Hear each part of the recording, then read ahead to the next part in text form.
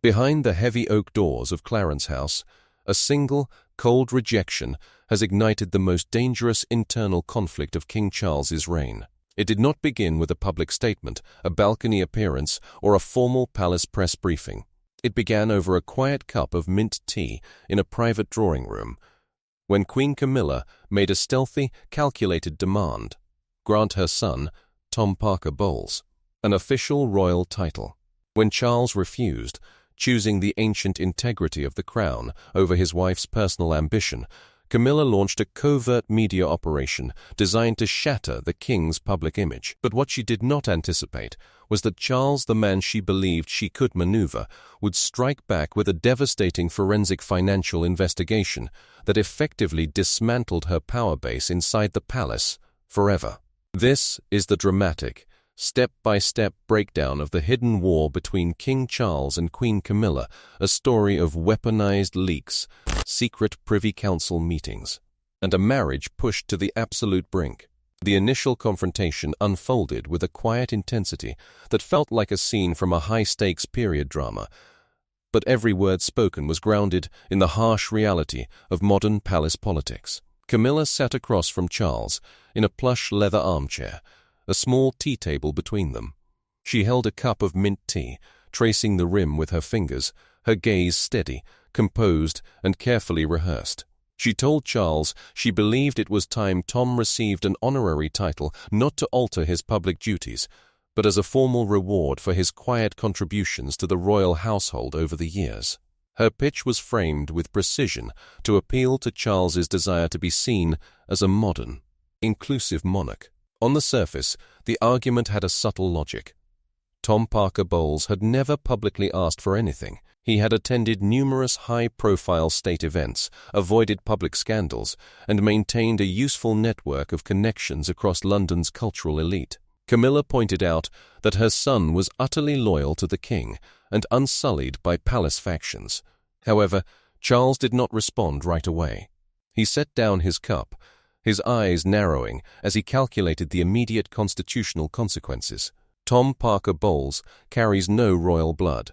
Bestowing a title upon a non-royal stepchild would instantly spark accusations of rank favoritism, break centuries of established precedent, and invite ferocious criticism from Parliament and the public. When Charles raised these concerns, Camilla leaned in, her voice soft but dropping with calculated weight. She told him she would personally manage the public narrative, turning it into a story of progress and modernization. Times have changed, she argued, and granting Tom a title would show that the monarchy values genuine contribution over strict lineage. Camilla was confident in her persuasion, but she failed to realize that Charles would choose his duty as monarch over his affection as a husband. In a single, sharp moment, Charles dismissed her plea entirely, shutting down the proposal before it could ever reach the Privy Council. The rejection was absolute. To Camilla, it felt like an unbearable humiliation. Trust evaporated in an instant, and her sense of security inside the palace began to slip the second she realized her husband was not going to back her play.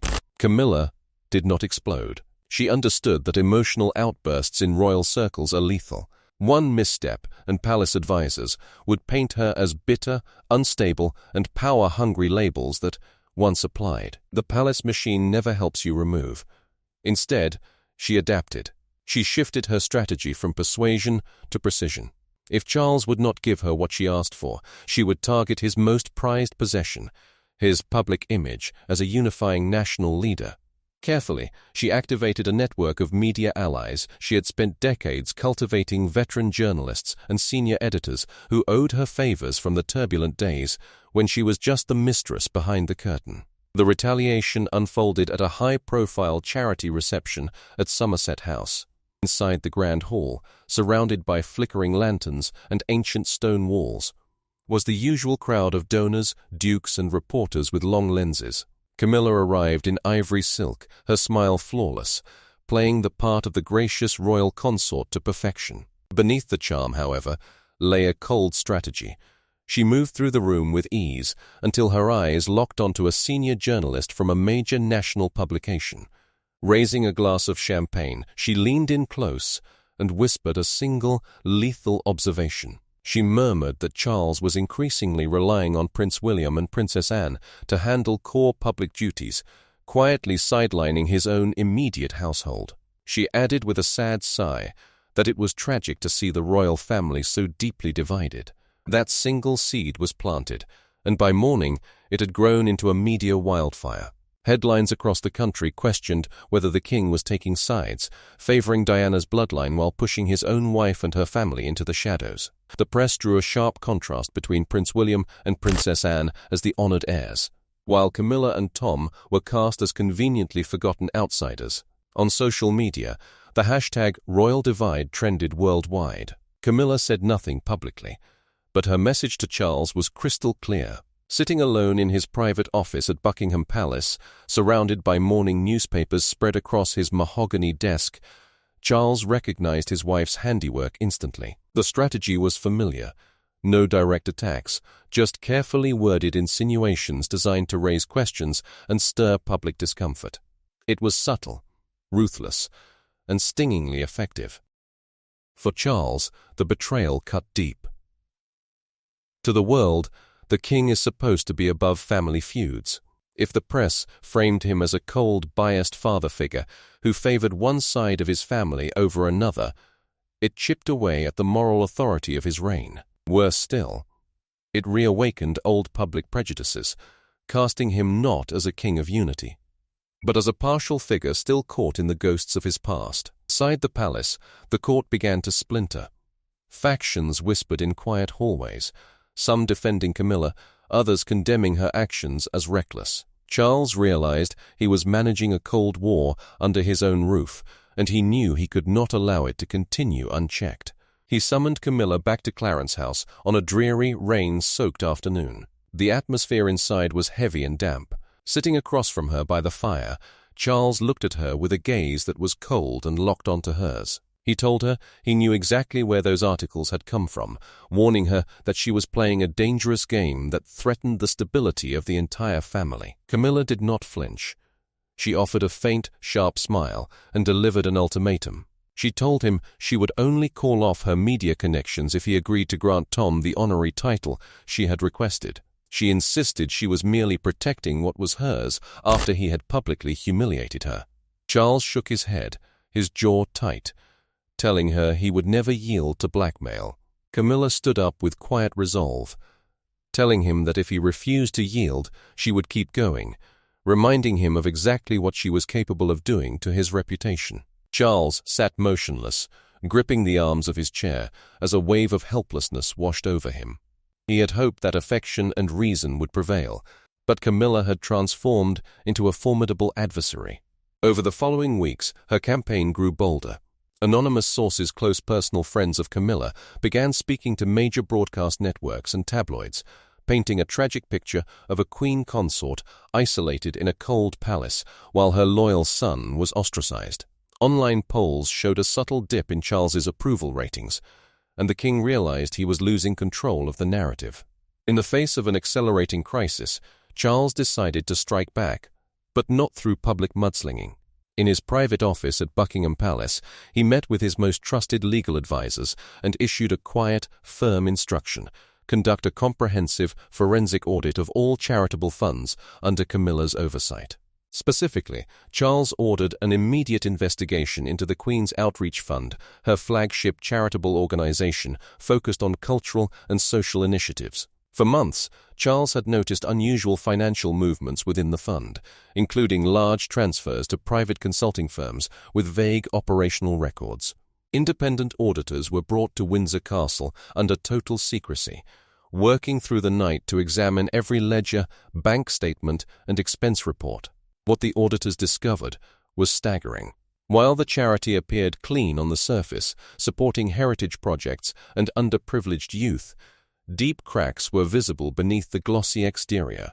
Hundreds of thousands of pounds had been quietly funneled into lavish culinary events, private PR seminars, and high-end London restaurant gatherings hosted by Tom Parker Bowles. These events were officially categorized as community education and cultural promotion, but in reality, they were boosting Tom's private commercial network and funding his business interests. Worse yet, the audit uncovered a £50,000 transfer to a political advocacy group tied to one of Camilla's close associates' money that was subsequently used to fund the stealth media campaign against Charles.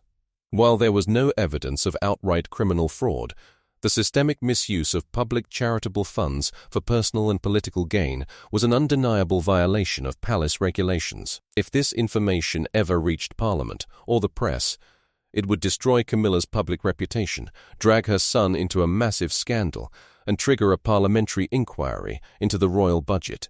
Equipped with the thick audit dossier, Charles arrived unannounced at Clarence House. Camilla was sitting in her private drawing room, reading, completely unaware of the trap that had been set. Charles sat down across from her and delivered a final warning, laying out the reality of her campaign. Camilla, still believing she held the advantage, brushed off his words, repeating her demand for Tom's title and insisting she would not back down. Charles did not get angry.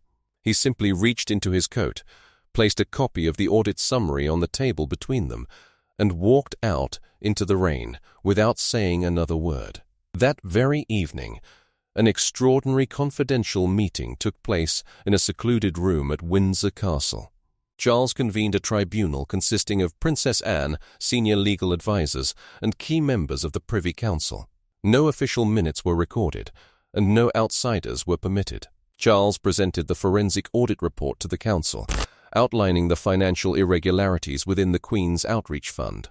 Princess Anne examined the documents, her face grim, noting that the misuse of authority was far more severe than anyone had anticipated. Charles made it clear that he did not wish to expose the findings publicly, as a public scandal would harm the monarchy as a whole. Instead, he proposed a series of internal disciplinary enforcements.